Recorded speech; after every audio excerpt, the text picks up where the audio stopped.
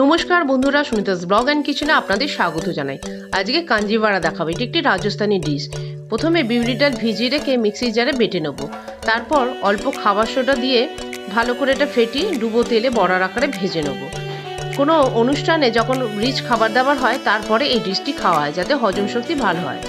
প্রথমে বড়াগুলি লাল করে ভেজে নিয়ে তুলে রাখবো। এবার একটি পাত্রে তেঁতুলের জল নেব।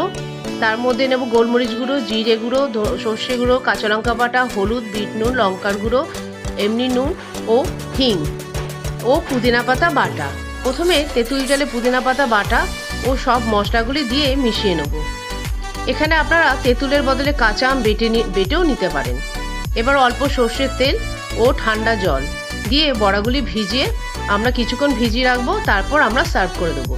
বন্ধুরা, ভিডিওটি ভালো লাগলে ইউটিউব থেকে দেখলে সাবস্ক্রাইব করে রাখবেন ও ফেসবুক থেকে দেখলে ফলো করে রাখবেন। অবশ্যই একটা লাইক দেবেন। ধন্যবাদ।